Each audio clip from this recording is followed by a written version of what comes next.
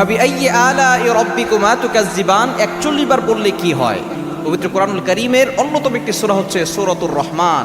এই সূরা রহমানের ভিতরে এই আয়াতটি প্রায় 31 বার এসেছে। এই আয়াতের ফজিলত কিন্তু অনেক বেশি। আয়াতের অর্থ কি? এটা হচ্ছে তোমরা আল্লাহর কোন কোন নিয়ামত করবে অস্বীকার, আল্লাহর কোনো নিয়ামতকে অস্বীকার করা যাবে না। আল্লাহ পাক রব্বুল আলামিন একটি কথা বারবার বলেছেন এবং তার বান্দাদেরকে সতর্ক করেছেন যাতে করে আমরা আল্লাহ তাআলার নিয়ামতকে পেয়ে যাতে করে আল্লাহকে ভুলে না যাই। মনে রাখবেন এই পবিত্র কোরআনুল কারীমের অন্যতম একটি আয়াত হচ্ছে ফাবিআইয়ি আলাই রাব্বিকুমা তুকাজ্জিবান। এটার ভিতরে অনেক ফজিলত রয়েছে, অনেক বরকত রয়েছে। আপনি যদি এই আয়াতের আমলটা করতে পারেন আল্লাহ পাক রব্বুল আলামিন আপনাকে কি কি পুরস্কার দিবেন আপনি যদি জানেন তাহলে আপনি এই আয়াতের আমলটা কখনো ছাড়বেন না। কারণ সূরাতুর রহমান এটা পবিত্র কোরআনুল কারীমের অন্যতম একটি সূরা এবং in the day of judgement কিয়ামতের ময়দানে আল্লাহ তাআলা নিজে এই সূরাটি তেলাওয়াত করবেন। তিনি নিজে বলবেন আনার রহমান আল্লামাল কোরআন খলাকাল ইনসান।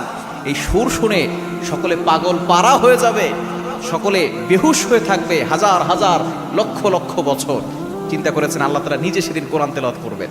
এজন্য সূরা রহমানের এই ফাবিআইয়ি আলাই রাব্বিকুমা তুকাজ্জিবান এই আয়াতটা আপনি কিভাবে আমল করবেন? আপনি 41 বার পড়বেন, আগে পরে দুরূদ শরীফ পড়বেন। এটা বলে কি হবে? 1 নাম্বার হচ্ছে আল্লাহ তাআলা আপনার দোয়া কবুল করবেন। যাদের দোয়া কবুল হচ্ছে না আপনি এই আয়াতটি 41 বার করে আল্লাহর কাছে দোয়া করলে আল্লাহ তাআলা আপনার দোয়া কবুল করে নেবেন। দ্বিতীয় নম্বর হচ্ছে যদি কারো অভাব থাকে, অভাব যদি না যায় আপনি এই আমলটা করলে আল্লাহ তাআলা আপনার অভাব দূর করে দিবেন।